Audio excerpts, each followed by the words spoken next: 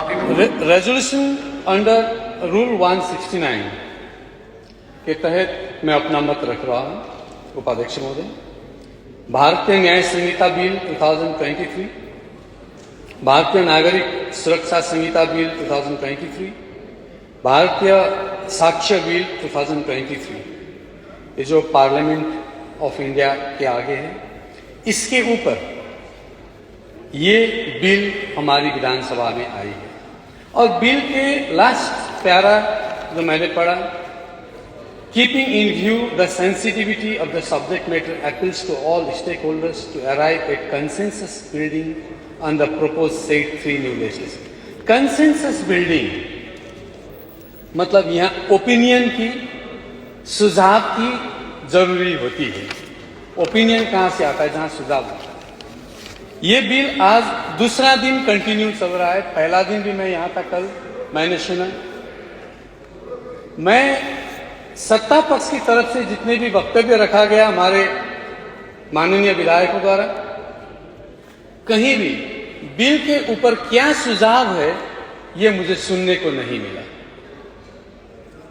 बस दो चीज, एक भाषा और दूसरा पुलिस बल। कल हमारे माननीय मंत्री श्रीमती चंद्रिमा भट्टाचार्य जी भाषा को लेकर बोल रही थी। पूरा देश के अंदर हम इस राज्य में बंगाल की क्षेत्रीयता को पसंद करते हैं, करना पड़ता भी है। पूरा देश के अंदर अगर देखेंगे तो बंगाल की क्षेत्रीयता को हम पसंद करते हैं। और ठीक उसी तरह पूरे बंगाल राज्य के अंदर हम अपने क्षेत्र की, वहां की क्षेत्रीयता, वहां की भाषा और वहां की संस्कृति को पसंद करते हैं। तो हमारी भाषा को दबाने का प्रयास तो आप भी कर रही है, ये सदन भी कर रहा है। उत्तर बंगाल में आप पूरा बंगाला भाषा को अनिवार्य करने का आप ही प्रस्ताव ला रही है। हमें भी अपनी भाषा से प्यार है, जैसे आपको इस देश में आपकी भाषा से प्यार है। उसी तरह कल माननीय मंत्री फिरहाद हाकिम जी पुलिस बल का प्रयोग का बात कर रहे थे कि ये कानून ये बनने से ये पुलिस बल पूरा पुलिस राज हो जाएगा, ये हो जाएगा। क्या बंगाल में ये नहीं हो रहा है? मैं 55 साल की उम्र तक जिसको कभी कोई मुद्दा नहीं लगा, जिसके ऊपर कभी कोई एफआईआर नहीं हुई, मेरे राजनीति में आने के बाद 2 महीने के अंदर इसी सरकार ने, आपकी सरकार ने हमारे ऊपर कितना मुद्दा जड़ा है, आप इसका हिसाब निकालिए। अटेम्प्ट टू मर्डर से लेके जिसका हथियार जीवन में कभी सभी, मेरा जन्म से आज तक मेरा एक ही हथियार लेके चलता हूं, वो है कलम। मैं पेन लेके चलता हूं। और मेरे ऊपर आम से अटेम्प्ट टू मर्डर ऐसे केस लगाए हैं आपने, आपकी सरकार ने। अभी भी मैं अदालत जा रहा हूं, अभी भी मैं अपना मुकदमा लड़ रहा हूं। तो क्या यहां ये नहीं हो रहा है? होता है। देखिए, इसीलिए सुनना पड़ता। मैं उसमें नहीं जाना चाहता हूं। मैं चाहता हूं हम आज यहां ये सदन में क्यों बैठे हैं? ये जो आपने रेजोल्यूशन लाया है, प्रस्ताव, इसमें डिस्कशन, सजेशन के लिए हम यहां बैठे, ना कि विरोध करने के लिए। देखिए, संशोधन, reformation, replacement of the act, ये तो विधानसभा और लोकसभा का प्रकृति है। हम उस प्रकृति के तहत ये सारे काम कर रहे हैं। तो ये जो 3 बिल आया है, ये भी उसी प्रकृति के तहत आया है। आज मैं जिस पार्टी को बिलोंग करता हूं, वो पार्टी आज केंद्र में अपना सत्ता संभाल कर बैठी हुई है। बावजूद अगर वहां कोई संशोधन की जरूरत है तो मैं उसको आंख बंद करके समर्थन नहीं करता हूं। अगर संशोधन की जरूरत है तो मैं उसमें अपना सुझाव देता हूं। मैंने कुछ ऐसी बातें यहां पर आपको जानकारी के लिए लाया हूं, जैसे भारतीय न्याय संहिता आईपीसी को प्रतिस्थापित कर रही है। मैं भाषा में नहीं जा रहा हूं, आईपीसी को प्रतिस्थापित कर रही है। अब इसमें कुछ विशेष कानून के साथ कंट्राडिक्शन है। इसमें जैसे बिक्री के लिए खाद्य या पेय पदार्थ में जो मिलावट होता है, एक तरफ हमारा बीएनएस में रूल्स है, ये जो भारतीय न्याय संहिता में, दूसरी तरफ खाद्य सुरक्षा और सुरक्षा अधिनियम 2006 है। दोनों में कंट्राडिक्शन है। दोनों में क्या है कि सजा कितना देना चाहिए, उसमें कुछ कंट्राडिक्शन है।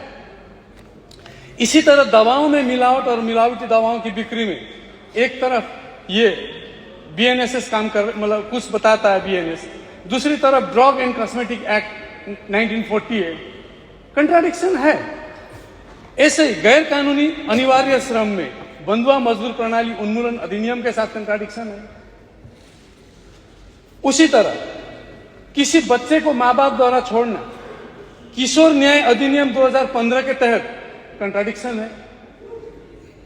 लापरवाही से गाड़ी चलाना हमारा इसमें भी है, जैसे भारतीय न्याय संहिता में, उधर मोटर वाहन अधिनियम 1988 के साथ कंट्राडिक्शन है। इस तरह के कई सारे कंट्राडिक्शंस। आइए आप हम मिलकर बैठेंगे या इसके ऊपर चर्चा करेंगे और उसका एक सही सुझाव, एक सही प्रस्ताव, ठीक है, प्रस्ताव लाए हैं। इस प्रस्ताव को एक सुझाव के तहत हम भेजेंगे, इस विधानसभा से भेजेंगे, न कि सिर्फ इसका विरोध करते रहेंगे। आज हमें हमारे जनता ने, हमारे वोटरों ने यहां सिर्फ विरोध करने के लिए, सिर्फ मतलब ऊंची आवाज में बात करने के लिए ही नहीं भेजे। हमें यहां उनके रक्षा के लिए कुछ न्याय बनने जा रहा है, उसमें सही ढंग से आलोचना हो, सही तरीके से हम उसके ऊपर चर्चा कर पाए। हाँ, कहीं कमी कमजोरी हमारी भी हो सकती है और कमी कमजोरी आपकी भी हो सकती है। दोनों तरफ के कमी कमजोरी को मिलकर बैठकर अगर चर्चा करके ठीक तरह से एक प्रस्ताव लिया जाए और उस प्रस्ताव को भेजा जाए, उसको कोई भी अनदेखा नहीं कर सकता है, उसको कोई भी साइडलाइन नहीं कर सकता है। ऐसा ही कुछ जैसे भारतीय साक्ष्य विधेयक 2023 जो आया है, वो भारतीय साक्ष्य अधिनियम 1872 IEA का जगह लेता है।